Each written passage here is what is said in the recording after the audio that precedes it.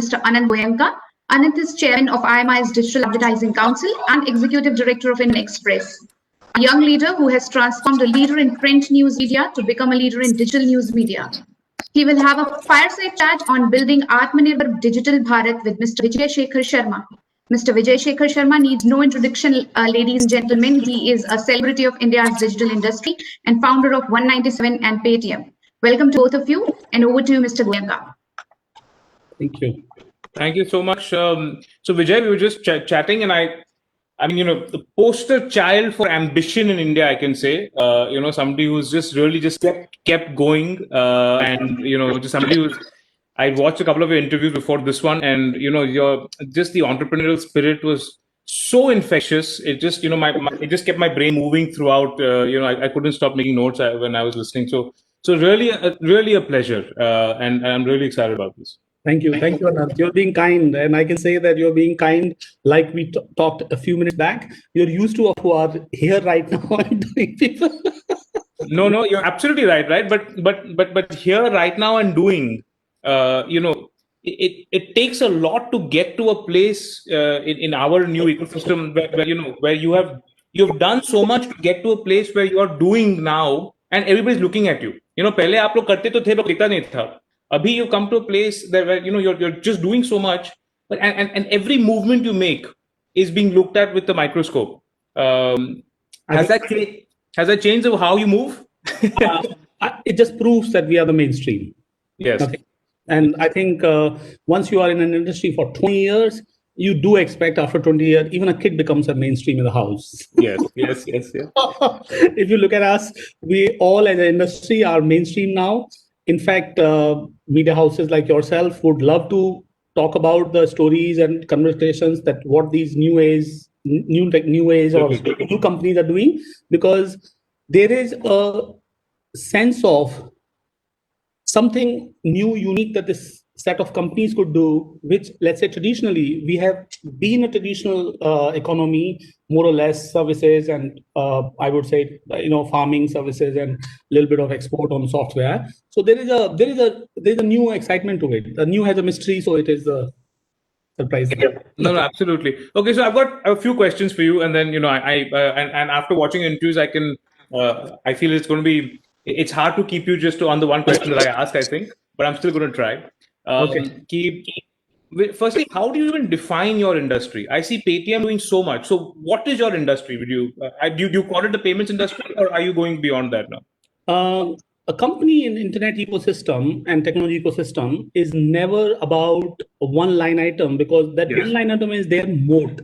So you can always say what's your moat and what's your revenue line item. If you notice, there is a search company, there is a devices company, and then there is a social company, and then there is a retail company.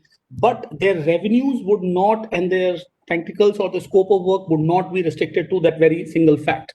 So technology ecosystems are obligatorily an ecosystem, the word that I used just now. And that is why when you look at us or look at the companies that are built for good, built for long term, would inevitably build integrated ecosystem offerings to their customers and businesses. And that is why I would say that what is our moat?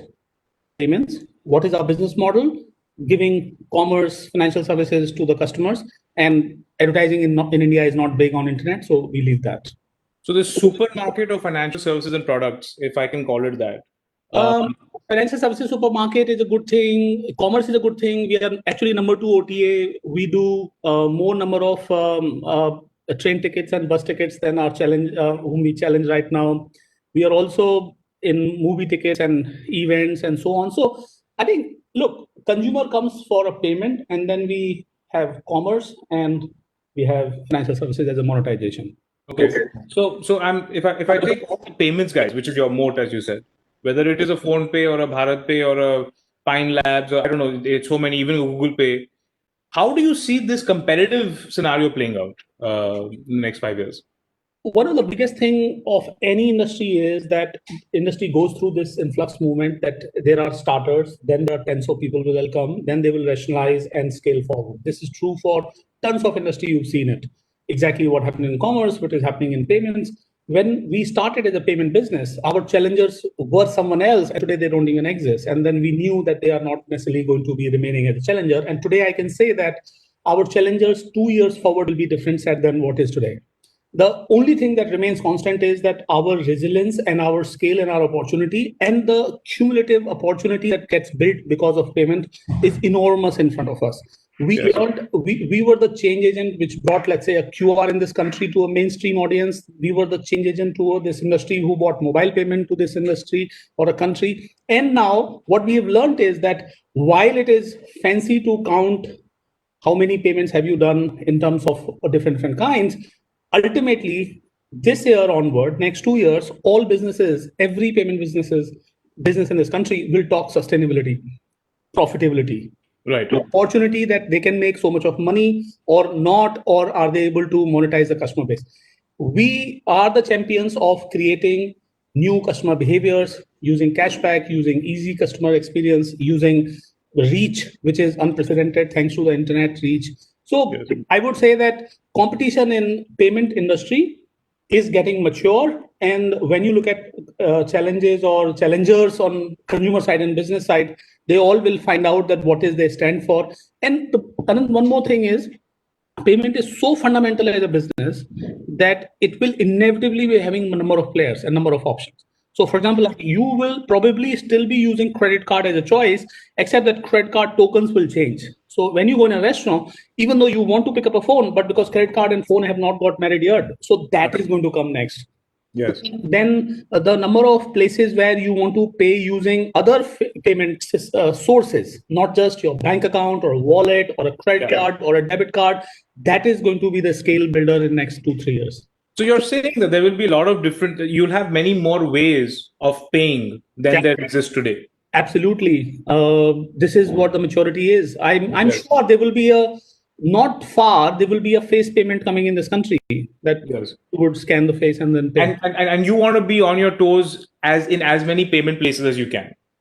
We want to be the best choice of our customers for payments. If they want to pay someone, anyone, individual or business, this is the best payment experience that you can get, most comprehensive and the best in terms of technology and smoothness. And technology smoothness as a user experience piece. But from a business model perspective, what really is the leverage you have if everybody's got the same amount of, well, not everybody the same, but you've done a fabulous job getting reach. But aside from the reach, can you say I will give a better deal to the merchant when payments happen from Paytm versus somebody else or cashback? Anand, bilkul sahi. And this is the reason is that Paytm had decided long back, couple of years back, that we would be a regulated group, if you will, set of companies. So if you look at other payment players, none of them probably in a group entity has a banking license whatsoever. Right. Paytm has a payment bank also. So while we will offer payment services, we will offer full stack built by us payment services. The banking, the very fact, I mean, I'm sure you know this, the very fact that our payment systems are very uniquely scalable and are faster, smoother, is not because that we have something in the app side or a consumer side or a reach side. It's because we have the backend correct. Now, it's like saying that there is a way to convert. Okay, so this is an easy method I can explain. If you are, let's say, a gasoline car maker, you will create a hybrid, you will go to electric. And if you are an electric car maker, you will make an electric car on the day one, and that will be far ahead. So our business model is as like building a bottom-up full-stack electric car, building a bottom-up full-stack payment. And we include and originate, the battery also belongs to us, the wheel also belongs to us, the motor belongs to us, the chassis belongs to us, everything is. So we are not dependent on some other people for their scale and abilities. That allows commercials to be better, that allows business offering to be better, and that allows experience to be better. And so if does anything at all worry you then in terms of your business? I mean, do you feel like it's going to be the banks that will really challenge you effectively, or do you think it'll be like a Google or some hardcore tech company that will challenge you and eat into your pie? Banks and financial systems are coexisting together. They obligately coexist together because they're all babies of a regulator called central bank in every country. So first of all, we coexist with bank, and we are very happy and proud of that. We build partnerships with multiple banks, each other's work together. So Vijay, I'll interrupt you. You're saying this, but the banks say, "Yeah, why didn't we do Paytm?" Because why didn't we do something else that bank did? So it is not a question of why did you not. I mean, there is always you win some, you lose some, you miss some, you gain some. That is not. And there is always the next opportunity, by the way. As a bank, I can say the amount of responsibility they carry on some other line item, which makes tons of money, which is lending, is something which we as a company yet have no clue about. So let's not underestimate the ability and capability of a bank either. Now, bringing back the question, banks are our partners. And when it comes to technology companies, keeping the level playing field perfectly equal, meaning we are forced to follow, we are asked to follow, we are guided to follow same rules and regulation, we are the winner. Unambiguously clear. Okay. So two follow-ups. The first is, we hear that you wanted to get into the lending space yourself, as in Paytm to give. Is that a fair outcome? Paytm payment bank, someday regulator believing would be allowed to be a lender, and that is what the business would be. And when you said all things remaining equal, I think I want to get into that bit, and I wanted to talk to you about this idea of concentration of power. So I think let me frame my question, and then you can answer. This whole game, especially in the digital world, we see that once you build this product, and there's no product you build, you keep investing and making it better and better and better, and that culture is really what keeps the product superior. It takes a lot of money, a lot of skill, and the guys who get there, they keep investing in remaining there. And then the spoils, the victories are just disproportionate, because as you said, you're not in any one industry. You come ancillary. This I guess is a feature of the digital business. Yeah.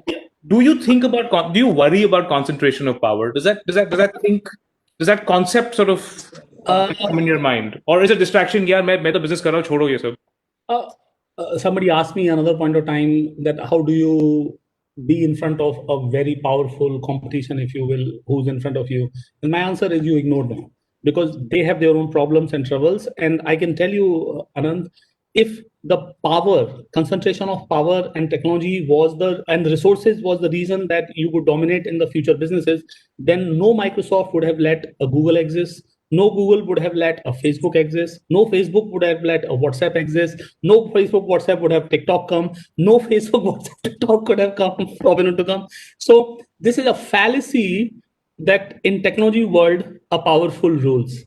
It is a time that you are a king, and the time is in a mountain pose, and the next opportunity is even bigger than what was previous. Today, who could have guessed? I mean, I'm sure I love the Jeff Bezos quote that nobody believed that they would be enterprise software challenger. Who could believe, Anand, that Amazon will be the biggest enterprise software challenger to IBM? Who could have believed?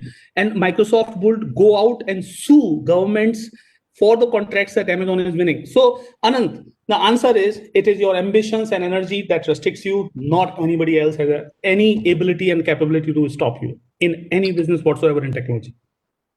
And it's answers like that kind of inspire the entrepreneurs in all of us. Anand, I swear on my God to tell you, I have studied deep number of times the rare number of companies. Only a few of them have been able to build a technology 1 and technology 2. Only a rare number of companies in past have been able to build. Imagine even Facebook had to acquire number of social networks. It had all the opportunity, and Google had to acquire even the next opportunity, Android, which they own. Yes. So let me just tell you, Anand, the organic of a success is never an organic success anymore.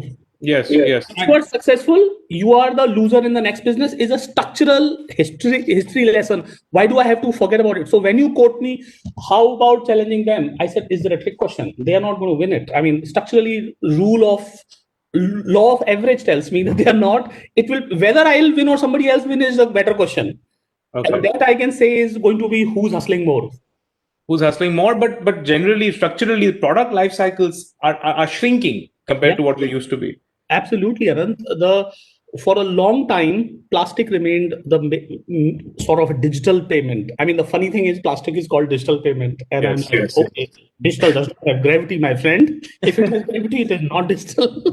So plastic remained, came mobile, And now we are going to move ahead of mobile. Obviously, IoT devices, we've started launching Soundbox and Places and all IoT. IoT is our next frontier that internally as a company, we are building and have built tons of services on that. If you notice, I give you an example, Anant here. Imagine a shopkeeper, the common folklore, intelligent person sitting on the logic ground will say that Indian shopkeepers will not pay you for a software or technology. Logical, very logical. Except that I want to prove it that I take $2 subscription monthly from literally millions of merchants, and I take it for a product that is otherwise commodity available by 3 more players who are coming on the shop. And that's called our product of QR code on the shop. And we are able to take it as a subscription because we get software services with that. And that is what the beauty is. Incidentally, one more thing I can say is that in technology business, the monetization models are never traditional and never visible to a common person normally. Yes, it is very commonly understood that you have data, so you will make money. But where is that money? What is the data doing? For example, like the linear model of the West is take this data home, we'll make money.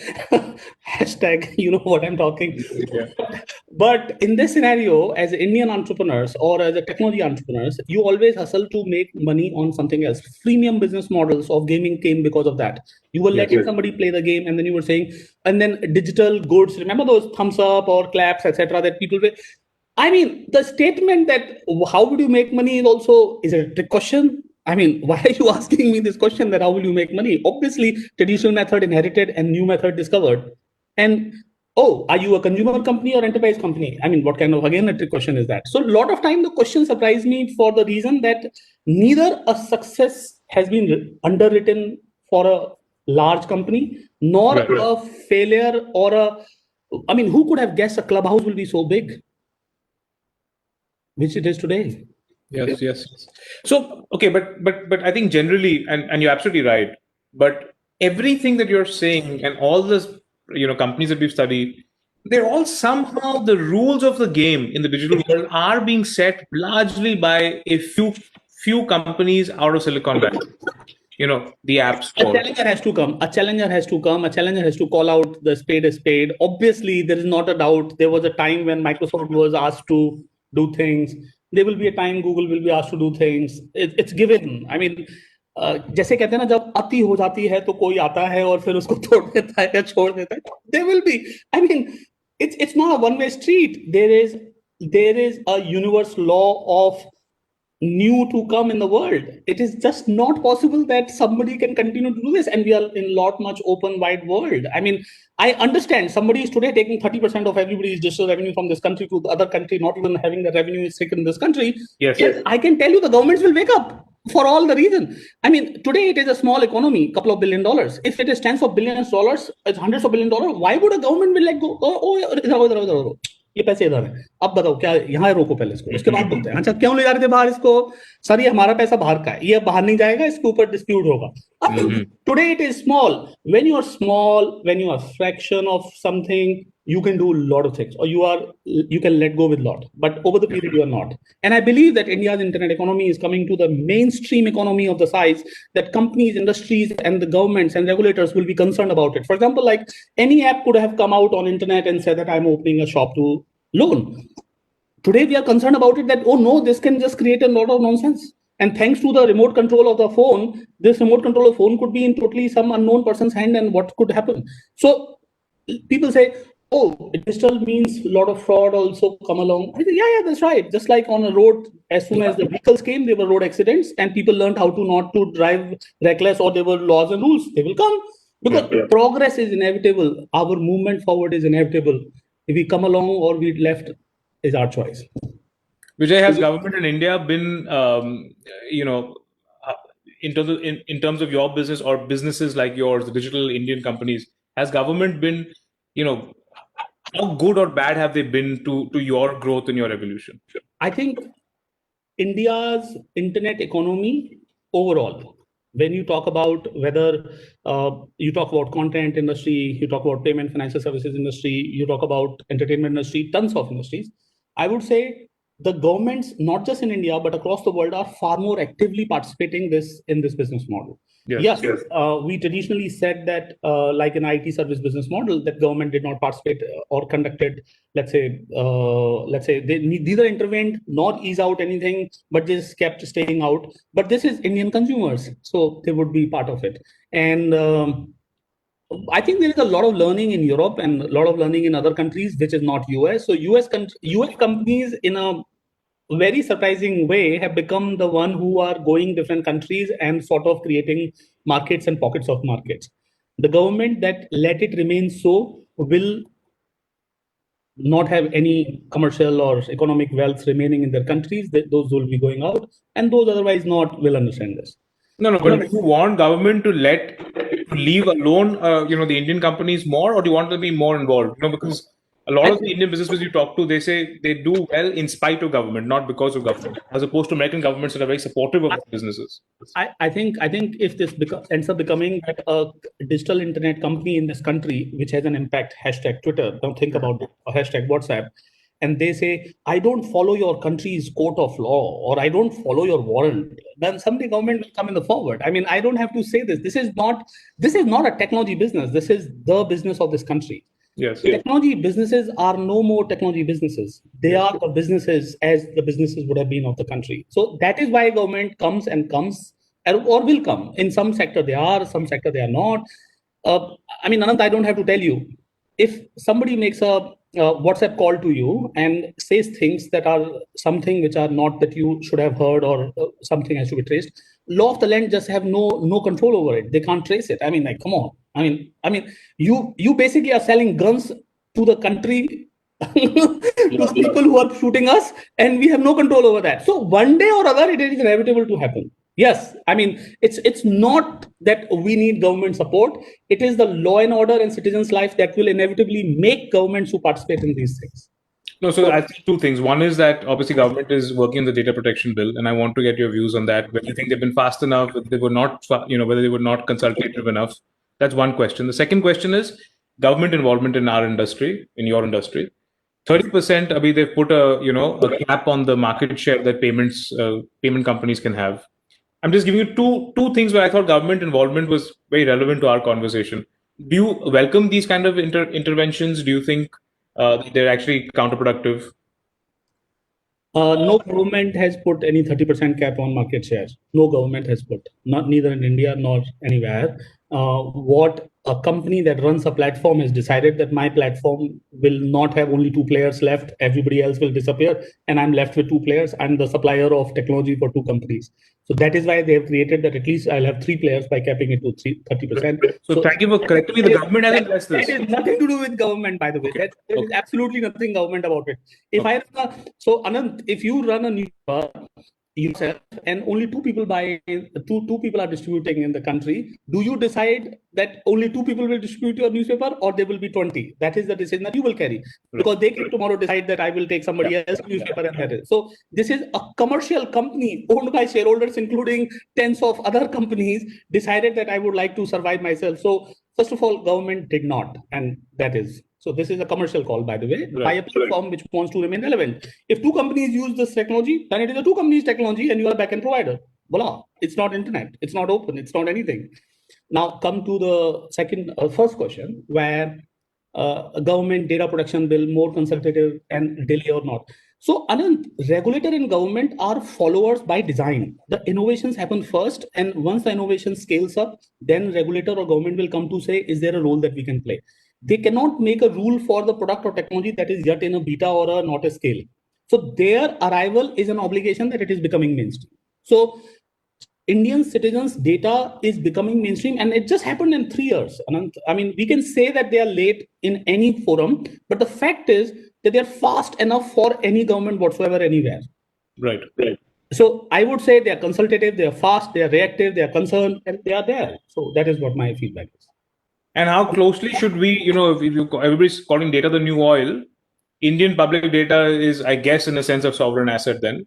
How protective do you think India should be compared to how other countries have been, given that we're such a large? It's a choice we make. If we leave our market open. But what do you want to do? What would you advise the government to do? Okay, so if there is a border that we are protective of, that border protects us within those borders and the physical land and water, that is exactly how we should be concerned about data of our citizen remaining within those regimes. Use case of data outside, welcome, but at the same point of time, that data could be misused and abused by commercial companies. You would underestimate how. Anant, there is a American company executive who was attacked in Bangladesh when that guy went to see a factory, and the whole matter was opened up. How did it happen? There was a telecom operator in the world in Jersey Island that gave access to a data harvesting company which will help them make more money, and that company was Israel's company, front-ended at like, I will help you do what you do good, your customer care and whatnot. And that company, incidentally, was a spying company. That company used entry into Jersey Island network, telecom network, to track this guy's access in Bangladesh and tell the attacker this guy is staying here. Now, I want to say we all can, till the time period anything is happening on your shoulder, you would not know what this costs. Because it is happening and we have to be wide eye open, I want to say that no company, small, big, Indian, outside, east or west, no company, no commercial organization, and no government should get access to our data, because that allows them to do things which we would only underestimate.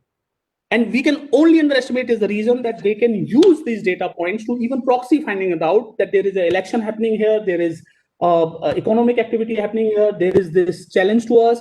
And as you understand, Anant, in the West, the commercial companies own governments to drive out agendas that they want to drive. So you could be surprised that a commercial data in a commercial sense going here could go in the hands of government to drive commercial agenda of other company. I don't have to tell you, when you see the Vice documentary, how did it all happen in another country, other part of the world? If we believe that we are the superpower of the future, we are the economy and the size of country that matters in the world, we have to matter by holding ourselves strong and together. We cannot let anybody come in our data points and take them for granted. It does not matter whether you are for good or for bad or for sad or for east or west. India's citizens' data must remain strictly within India in a for good state. Anything that is processed should be processed and brought back in this country. And by the way, what is there to process outside that you can't process inside? I mean, are we restricting you to process something by putting your computer and servers in this country? Why should we not have our country's economy grow? Why should not have our data center economy to grow? Why should not have our whole ecosystem to grow? Why are you treating us just as a market? Why are you not investing in this country for the size of the country it is? Absolutely, I couldn't agree more, and especially, we I don't know if you've noticed, Vijay, we did this big series on called China's Watching, where we had sort of leaked documents of all the kind of the spyware, all the kind of stuff that all the personalities that China was actually keeping a close track on in India. So you had the head of the atomic research in India, you had Supreme Court judges. It was quite a revelatory piece. And it was quite scary that how ill-equipped we are to kind of handle sort of any cybersecurity issues. Exactly. Android, which is the most porous operating system of the world, in the name of openness, it allows anybody to install an app and take so much of data back home. And what is it being used or abused? We have no control, and there is no control because it is a commercial company controlled. So we have no control as a country who's taking our data. Once something bad happens, then we go out to stop. At that time also, we cannot stop everything because it is up to them to control or not control. Well, we have handed over our cyber world to some companies. I don't have to say what I'm saying. No, so we spoke about a border. It brings me to my next piece. How closely are you watching India's developing relationship with China, or rather, falling relationship with China? How closely are you watching it, and does that concern you at all? Is it relevant, you think, for how you're operating, or is it? Any country, east or west, that meddles with our sovereignty must be treated with strong hands. Any country whatsoever. And that means if we do not know how to act, look, I have this favorite quote, Anant: if you act like a doormat, you will be walked over. Yes. And we must not let anybody take an advantage of us, east or west, wherever it is. No, but I'm asking because a lot of investment has happened in Paytm is from Chinese side, and the fact that these Chinese, American, all these basically China, America, India, the three players in our ecosystem, the relationship between tech companies and their respective governments is very interesting to kind of watch. Are you cognizant of that? Is it completely so commercial that it doesn't matter at all? At least in our board and our operation, I can say that we run all our software technology platform by ourselves. No shareholder has a say on what we should do. Effectively, all shareholders are treated as a commercial shareholder. The board seats and the board control is in India's hand, the control and the guidance. We not only have shareholders from China, we also have shareholders from Japan, from United States, and every one of them is a very influential corporate governance-led shareholder. Yes. In other words, we as a company know that we not only have an opportunity, we also have a responsibility to be not just a colored as in India, but breathe and execute as the India's champion to the world. Look, Anand, I take this on me, and I said it a number of times, that we at Paytm believe that we would stand for an opportunity that India creates, a company, a set of people that India creates that can go out there and rule the world. We want to be the one that can take the India's flag to the places and say that here is an Indian company. I've said it a number of times and I say it again. When you land in San Francisco, London, or New York, or for that matter, Hong Kong or Tokyo or Shanghai, when you see this, that, oh, this company, oh, they are Indian company, and I'm very proud of that they're my country's company. And I can tell you this, till that day, we are not saying that we have achieved any milestone. Everything else is a commercial milestone or a journey towards that. Wonderful. And more power to you. And we're all kind of hoping and praying and kind of with you in that journey. And we want to see Indian companies go abroad and not just kind of come into India. I think we've got 10 minutes more. I'll just look at some of the questions that have come in. Okay, I'll just read it. Sorry, I'll just read it out and take a call. With the rise in digital payments, should we be worried about our reliance on features such as free UPI transfers, considering brands have a tendency to set a base fee later when they are indispensable? No, we should not be worried about that, because one thing I've seen is that government or regulator or the operator of UPI are clearly committed to make it a scalable next level platform. Their vision statement says 1 billion payment a day, which is perfect to carry and forward. And I believe that they will be able to do it only when the cost of capital and cost of digital is at par, if not one lesser than cash. Technically, cost of digital is lesser than cash for a shopkeeper, because there is a cash that he will take to the bank, and bank may charge number of transactions and a cash to the bank counter. While till the day we are solving it like that, till the day we are keeping technology-led payment, the mobile payment, the digital payment equal or better than cash, we are winning the war, we are winning the digitization agenda. And I believe that they will continue it. I mean, there is nothing. That company that operates it has a lot of revenue line items. So it's classic. I mean, you know it. There is an egg and bread, which is like an entry point to a retail point, and then there are some other revenue line items. So for me, this is a floating, scalable, and successful company. So they will do good anyways. Wonderful. Okay, I'm going to jump to the web services such as Yandex in Russia and Baidu in China are the main search engines in their respective countries. However, we still rely heavily on Google. While these indigenous companies were able to capture large market share due to the government stance on foreign companies, how can Indian apps unseat a Google when partnerships are strengthening their case in India? So we've kind of spoken about this, but Yeah. I know that you spoke about. My short answer is that India is an open market. We welcome foreign companies. We need to put them to the same laws and orders that we believe that every country should be. That's it. Beyond that, may the best product win. And I'm not the champion of that. Just because it is made in India, it would be superior.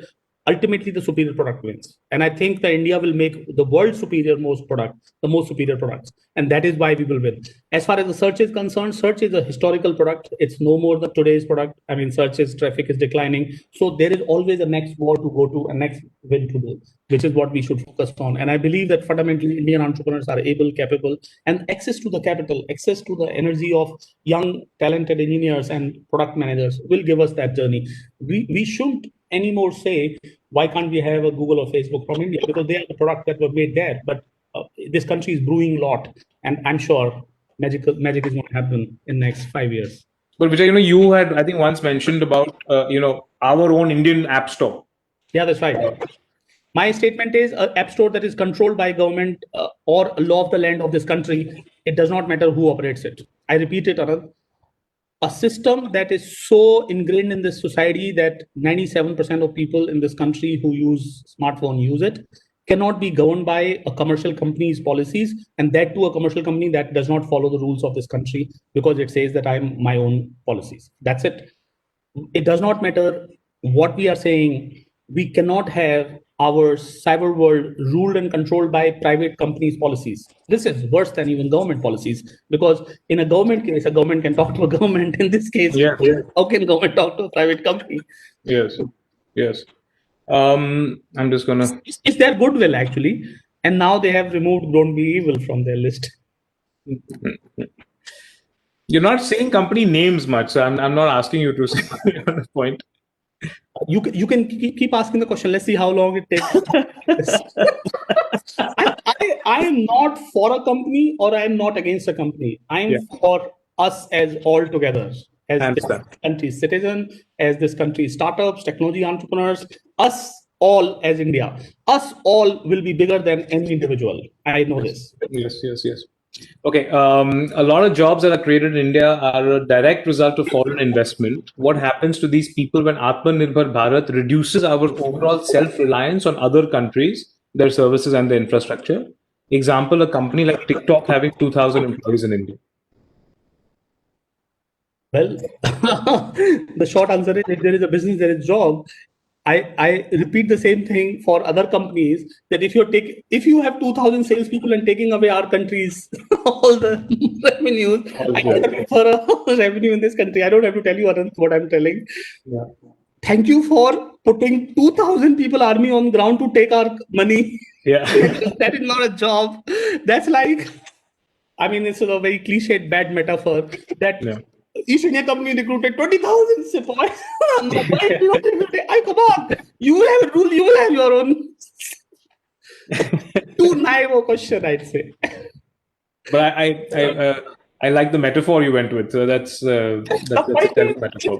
Literally, and I do not like taking that metaphor because it is too cliched. But at the same time, what kind of question is this? That if we will have our companies, they will not give jobs. Really? But Vijay, I want to ask you, as one of the leading corporate people, not digital, corporate people of India and personalities, does it concern you how much of automation is coming into India? How much of these things, will we have enough jobs to offer, or are you? नहीं, अनंत, हमारे से पिछली वाली generation और उसके पिछली वाली generation में लोग खेत में काम करते थे, मेरे ग्रैंडफादर, और वो वैद्य थे और वो सब था.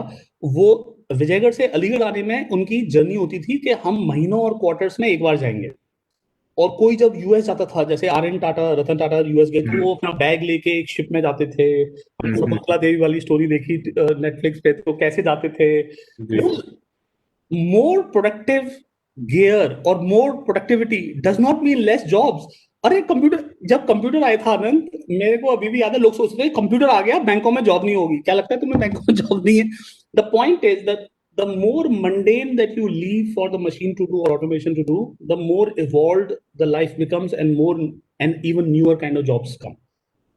And the newer job is what is the progress has, not the same jobs as the previous has. So any protection and attempt to protect of the previous jobs is going to be challenged by the tsunami of the change.